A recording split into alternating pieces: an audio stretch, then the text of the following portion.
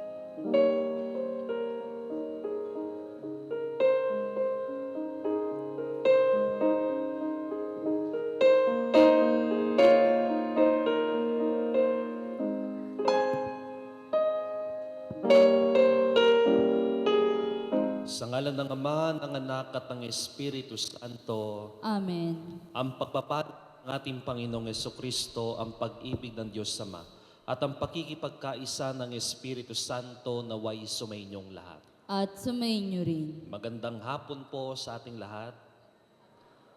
Magandang hapon, Lawrence at Rochelle, at sa lahat po ng mga distinguished guests. Magandang hapon sa ating lahat. Mga kapatid, narito tayo ngayon upang saksihan at ipagdiwang ang Eukaristiya. Saksihan ng pagmamahalan ni Rochelle at Lawrence sa banal na tipan na pinagkakasundo ng Diyos.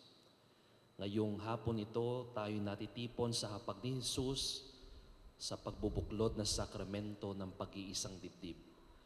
Mga kapatid, tinipon tayo bilang kaanib ng angka ng Diyos, kaya dumulog tayo sa ating mawaing Panginoon na nagpapatawad ng lubos. Tayong lahat po, inaamin ko Sa makapangyarihang Diyos at sa inyo mga kapatid, na lubha akong nagkasala sa isip, sa salita at sa gawa, at sa aking pagkukulang. Kaya isinasamo ko sa mahal na Birheng Maria, sa lahat ng mga anghel at mga banal, at sa inyo mga kapatid, na ako'y panalangin sa Panginoong ating Diyos. Kaawan tayo na makapangyarihan Diyos, patawarin tayo sa ating mga kasalanan, at patubayan tayo sa buhay na walang hanggan. Amen. Panginoon, kaawaan mo kami. Panginoon, kaawaan mo kami. Kristo, kaawaan mo kami. Kristo, kaawaan mo kami. Panginoon, kaawaan mo kami. Panginoon, kaawaan mo kami. Manalangin tayo. Ama namin makapangyarihan, iyong itinalaga na ang pag-iisang dibdib ay maging sagisag ng pag-ibig ni Kristo sa kanyang banal na sambayanan sa pinagdurugtong na buhay ni na Lawrence at Rochelle, na ngayon maako ng banal na tipan ng kasal, naway mangibabaw ang ipinahayag nilang pagmamahalan sa pamamagitan ni Kristo kasama ng Espiritu Santo magpasawalang hanggan. Amen. Pagbasa mula sa awit ni Solomon. Ang tinig ng aking mahal ay akin nang naririnig. Mga gulod tinatahak upang ako'y makaniig. Itong aking mangingibig ay katulad niyong usa. Mabilis kong kumilos, ang katawan ay masigla. Sa tabi ng aming pader, naroroon lagi siya. Sumisilip sa bintana para ako ay makita. Ang mahal ko ay nangusap at ganito ang tinuran. Sa akin ay sumama ka, halika na, aking mahal. Ika'y parang kalapati, nagkukubli sa batuhan. Halika at ang ganda mo ay nais kong mapagmasdan. At nang akin ding marinig ang tinig mong ginintuan, talisuyo ko ay akin at ako na may kanya. Sa gitna ng mga liryo, kumakain ng kawan niya. Kaya ako'y mahalin mo, sa bisig mo ay ikulong, o kay lakas ng pag-ibig, panibughuman ay gayon. Sinlakas ng kamatayan, tumutupok parang apoy. Kahit baha ay di kaya napigilin ang paggiliw, buhusan man itong tubig, di makuhang palamigin. Ang salita ng Diyos. Salamat sa Diyos. Mapalad ang sumusunod sa Diyos ng kusang loob. Mapalad ang sumusunod sa Diyos ng kusang loob. Mapalad ang tao na may takot sa Diyos, siyang sumusunod ng buong alindog. Ang kanyang liping magiging dakila, pati mga angkan ay pinagpapala. Mapalad ang sumusunod sa Diyos ng kusang loob. Magiging sagana sa kanyang tahanan, katarungan niya'y walang katapusan. Ang taong matuwid may bait at habag, kahit sa madilim taglay ay liwanag. Mapalad ang sumusunod sa Diyos ng kusang loob. Ang mapagpautang nagiging mapalad, kung sa hanap buhay siya'y laging tapat. Hindi mabibigo ang taong matuwid, di malilimutan kahit isang saglit. Mapalad ang sumusunod sa Diyos ng kusang loob. Anumang balita'y hindi siya takot. Matatag ang puso't may tiwala sa Diyos. Wala siyang takot, hindi nangangamba. Alam na babagsak ang kaaway niya. Mapalad ang sumusunod sa Diyos ng kusang loob. Mabait na lubha, lalo sa mahirap. Ang pagiging matuwid ay di nagwawakas. Buong karangalan, siyang itataas. Mapalad ang sumusunod sa Diyos ng kusang loob. Muli po, magandang hapon sa ating lahat. Magandang hapon. Gutom na po ba ang lahat? Magandang hapon. Magandang hapon, Rochelle. Magandang hapon, Lawrence. Kanina, habang naglalakad si Rochelle, ay naiiyak si Lawrence at naiiyak din si Boss Ray. Kaya siya naka-shades. At sa palagay ko, ang mga luha na yan ay luha ng pagmamahal. Tears of love. Meron daw iba't ibang klase ng luha. Fears of physical pain, sinampal ka, sinaktan ka, binugbog ka, that is tears of physical pain. Tears of defeat, natalo ka, pinaghirapan mo pero bandang huli, natalo ka pa rin. Fears of laughter or joy, sa sobrang saya mo, you can only express it through tears, and the tears of sorrow, just like the pain Mary went through noong maipako ang kanyang anak sa krus. The fears of losing a loved one. Today, what we have witnessed is tears of love. Tears that were brought out of love. Naluluha dahil nagmamahal. Marahil si Boss Ray ay naluluha dahil yung pinakamamahal niya na anak ay bibitawan niya. Tandaan ninyo, Rochelle and Lawrence, remember that the best things in life are for losers. The best things in life ay para sa mga talunan. Marriage ay para sa talunan. Ang pagpapare ay para sa talunan. Ang pagiging santo ay para sa mga talunan. Bakit? Because losers know that true love requires sacrifice. That heaven is not about control, but full surrender. Ito ay kailangan magsakripisyo. Magsasakripisyo kayong dalawa sa pagmamahal. At darating sa puntong magkukulang kayo ng tiwala sa bawat isa, magkukulang kayo ng pagmamahal, magkukulang kayo ng pagmamahal sa bawat isa. Kapag nagkulang kayo ng finances ninyo, nandyan ang mga ninong at ninang ninyo. Pero tandaan nyo, kapag nagkulang kayo ng pagmamahal at pagtitiwala, nariyan parati ang Diyos, umaantabay sa inyo. Alam ko, marami pang beses na mag-iiyakan kayo, Rochelle and Lawrence, sa buhay at sa bukasyon na tinatahak ninyo, marriage life. Pero kahit anong problema niyan, I am sure that you have many ways to overcome it. You have many ways to be successful and fruitful in your marriage.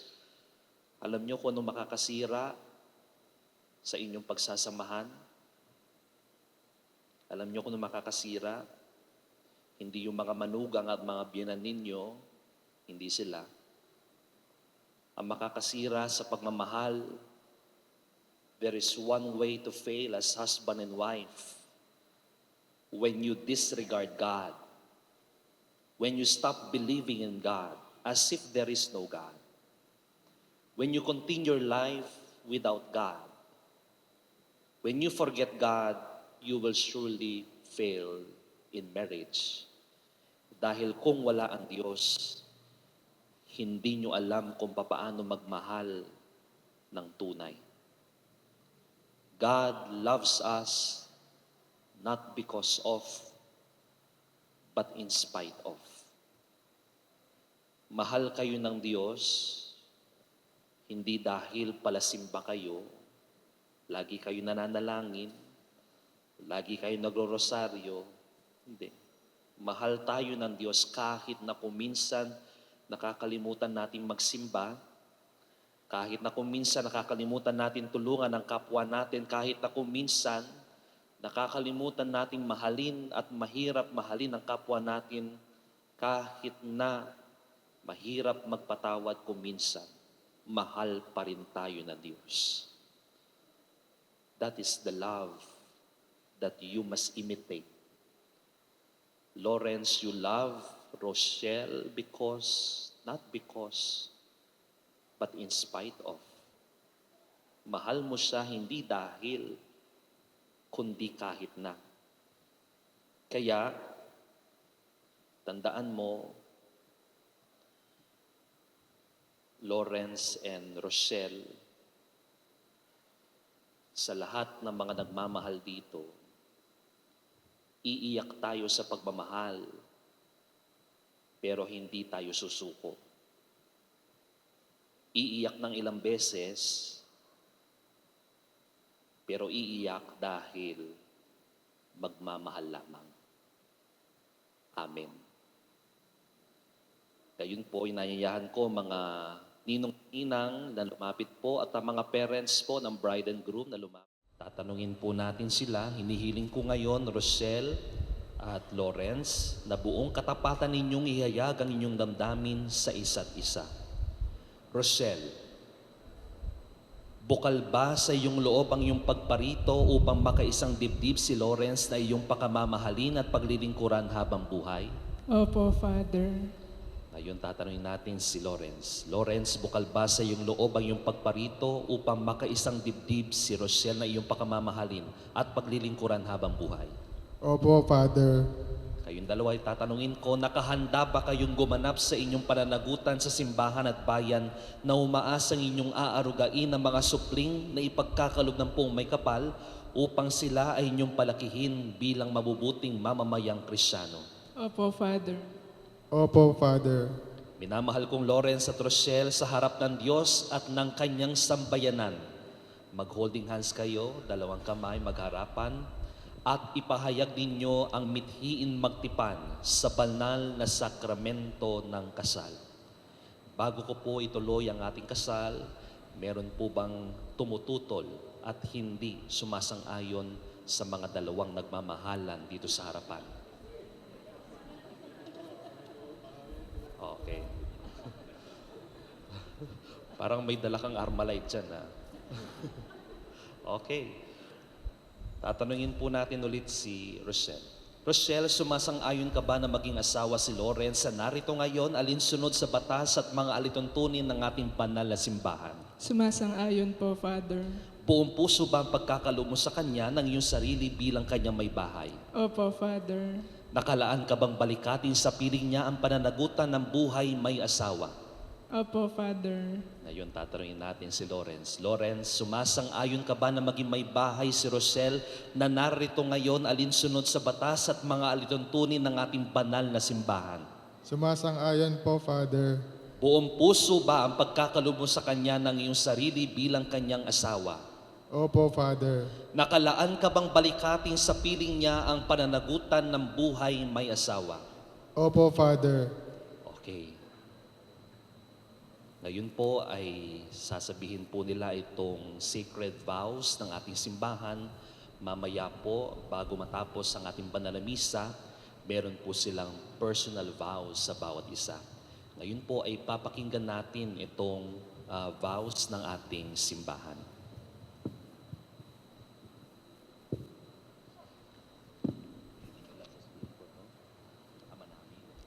Ama namin, kami po ay inyong loobin, magkaisa sa kaloob at damdamin. Mula ngayon, sa kaginhawahan at kahirapan, sa karamdaman at kalusugan, sa lahat ng araw ng aming buhay. Bilang tagapagpatunay ng simbahan, ako bilang iyong kura paroko, pinagtitibay ko at pinapasbasan ang pagtataling puso ng iyong pinagtitipan sa ngalan ng Ama, ng Anak at ng Espiritu Santo. Amen. Pagbabasbas at pagbibigayan ng mga aras at singsing. Ama namin mapagmahal, basbasan mo't lingapin ang iyong lingkod na sina Rochelle at Lawrence. Pagindapatin mo na silang magsusuot ng mga singsing na ito ay maging kawangis mo sa iyong wagas sa pag-ibig at walang maliw na katapatan. Iniluluhog namin ito sa pamamagitan ni Jesucristo kasama ng Espiritu Santo magpasawalang hanggan. Amen. Ama namin maawain, basbasan mo't kupkupin ang iyong mga lingkod na sina Lawrence at Rochelle. Pagkalooban mo sila ng sapat na kabuhayang sinasagisag ng mga aras na ito sa kapagkakamit ng buhay na walang hanggan. Inilulug namin ito sa pamamagitan ng Jesucristo kasama ng Espiritu Santo magpasawalang hanggan. Amen. Ngayon naman po para sa pagbibigayan ng mga singsing. Nalilito ako. Ang daming singsing ah.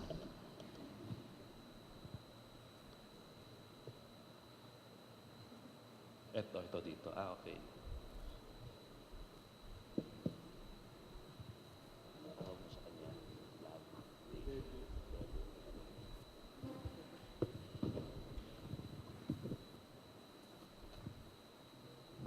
Bebu, Parang labebo lang, no? Parang labebo lang, okay.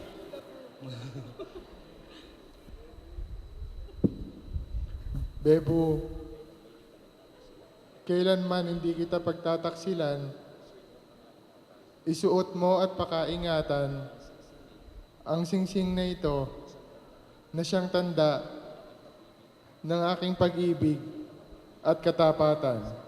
Sa ngalan ng Ama, ng Anak, Espiritu Santo. Amen.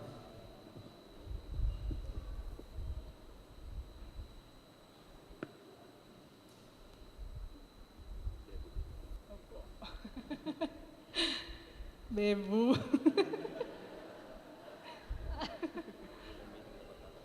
Kailanman ay di kita pagtataksilan, isuot mo't pakaingatan ang singsing na ito na siyang tanda ng aking pag-ibig at katapatan sa ngalan ng Ama, ng Anak, Espiritu Santo. Amen.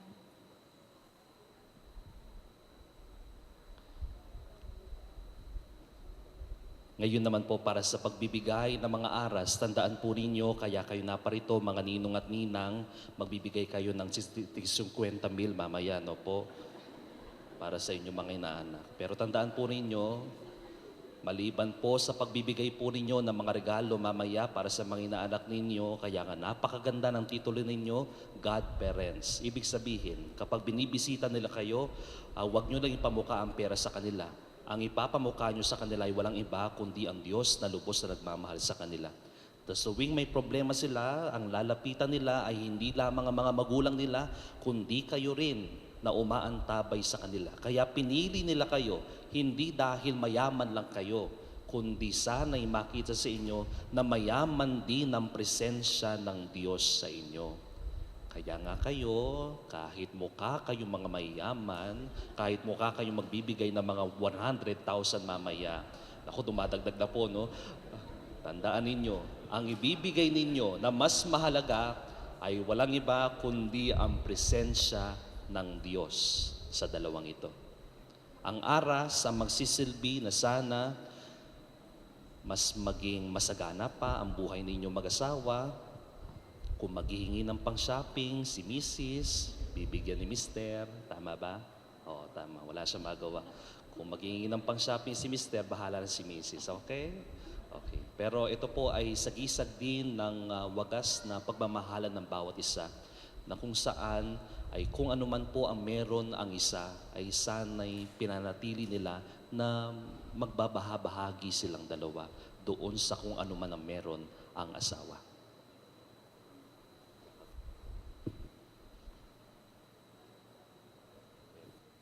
Bebu, kailanman hindi kita pababayaan. Inihahandog ko sa iyo itong mga arat na tanda ng aking pagpapahalaga, inga sa kapakanangan mo at sa magiging anak natin. Sa ngalan ng Ama, ng Anak, Espiritu Santo. Amen.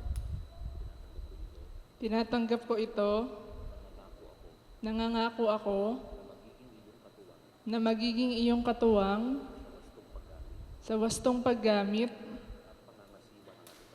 at pangangasiwa ng ating kabuhayan. Ngayon, ibigay mo na yung aras. Mga kapatid, may nabubuo naman po ng isang pamilya ng simbahang Katolika. Ngayong araw na ito, kayo ay iisa na lamang at wala nang makakapaghiwalay pa. Mga kapatid, humarap kayo sa inyong mga bisita, palakpakan po natin ang bagong kasal.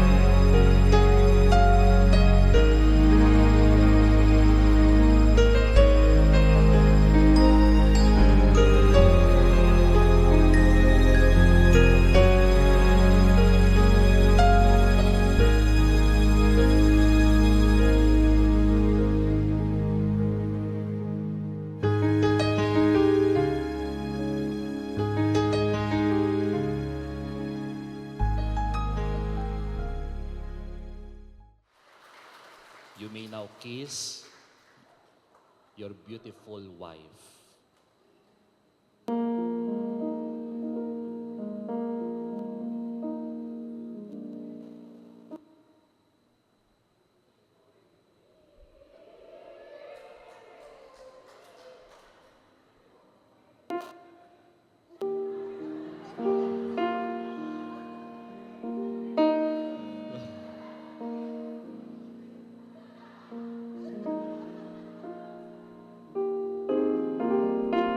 Palakpakan po natin ang bagong kasal.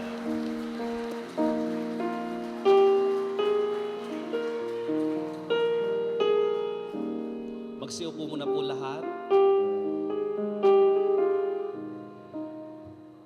At pagkatapos po ng pirmahan po ng kontrata,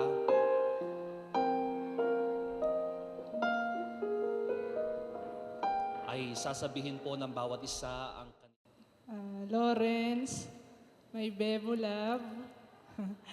Ito na yung isa sa mga matagal na nating hinihintay na pangyayari sa buhay natin. Ito na yung matagal na pinag-ipunan, pinlano, pinagpaguran, pinagpuyatan, and finally, we're here sa harap ng altar together with our relatives and closest friends getting married. Kanina, habang bumabiyahe ako papunta dito sa church, sobra yung kaba ko. Kaya yung coordinator ko, inalok na lahat sa akin, tubig, candy, para kumalma ako. Ganito pala yung feeling ng kinakasal. Parang lahat, nag-flashback lahat sa akin ng pinagdaanan natin, kung paano tayo napunta dito. I still remember the first time we saw each other, April 14, 2019. Nagtitinda kami nila ate ng milk tea dyan sa gilid ng simbahan. Tapos dumating kayo ng mga pinsan mo, bumaba kayo sa tricycle. Ayaw namin kayong pansinin kasi akala namin kayo may-ari ng isang milk tea shop, nag-i-spy sa amin. And then the rest is history. Who would have thought that the guy who broke my heart way back 2019 will be the same guy who will makes me the happiest, complete, and contented, na yung dating customer lang namin sa milk tea nila ate, ngayon lang, asawa ko na. Maraming nagsasabi na ang swerte mo daw sa akin, pero yung totoo, ako talaga yung swerte sa'yo. Kasi yung taong pinakasalan ko, may takot sa Diyos, responsable, masipag, marespeto, hindi lang sa akin, maging sa mga magulang natin. At higit sa lahat, mahal mo lahat ng taong mahal ko. Sayang lang na hindi na na-witness ni Lola Wana yung moment na to kasi sa'yo niya binigay yung tiwala and binili niya ako nung mga panahong nabubuhay pa siya. I promise to love you kahit sa mga araw na ang hirap mong mahalin. Mamahalin kita sa mga panahong marami kang pagkukulang. Nandito ko para punuan lahat ng kakulangan mo. At mas mamahalin pa kita sa mga oras na mahina ka dahil lagi akong nandito para palakasin ka.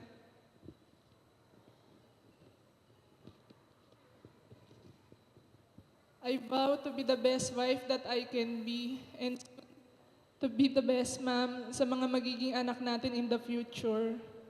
Hindi man ako perfect, pero I'll make sure na yung pagsasama nating dalawa ang isa sa mga pinakamasayang mangyayari sa buhay natin. I will take care of you.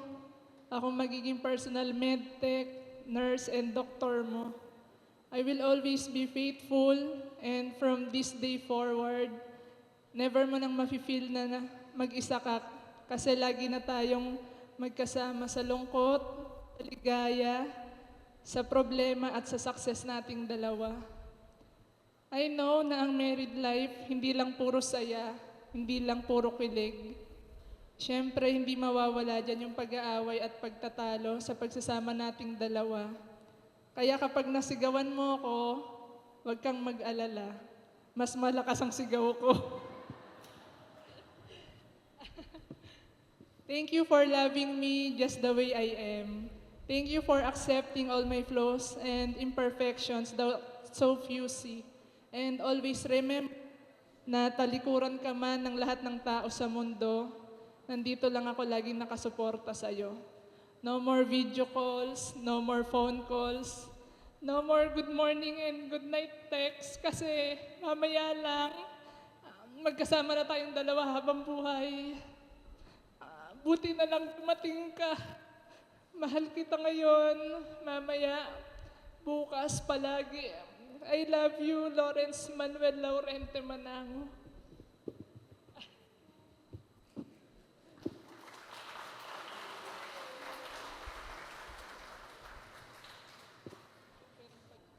Hindi ako makabuelo, pinractice ko to eh.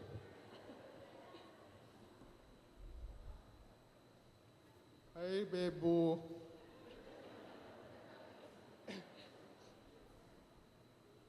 Sino nga bang mag-aakala? Wala pa man. Sino nga bang mag-aakala na sa sibling cravings ko lang sa milk tea, ibang sweetness pala yung makukuha ko. Naalala ko pa nga noon eh.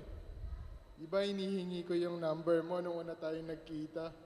Pero hindi mo binigay. Ang sungit-sungit mo sa akin.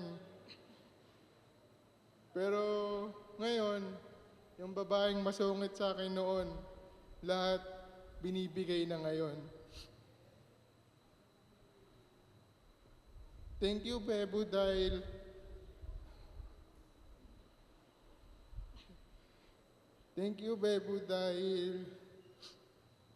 ipinaramdam mo sa akin kung paano mahalin ng higit pa sa sobra. Ipinapangako ko sa iyo na kahit anumang problema o pagsubok ang dumating, lagi mong kasama na harapin to. Hindi ako magsasawa at mapapagod kahit dopakin ka, matampuhin ka, lagi kitang susuyuin at papasayahin.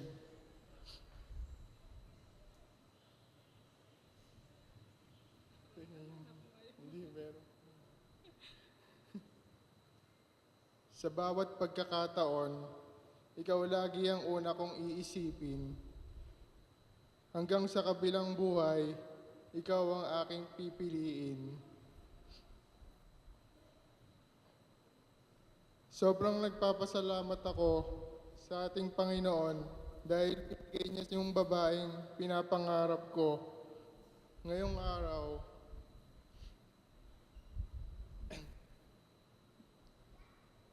ikaw at ako ay iisa na.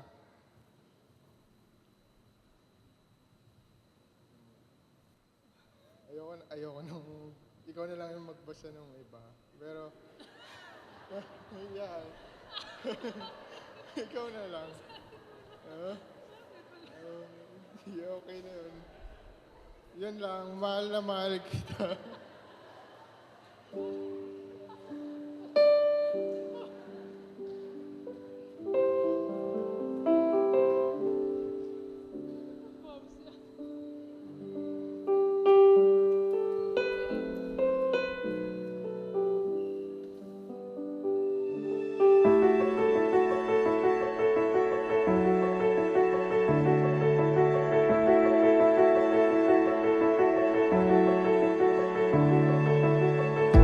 This horizon, it's shining.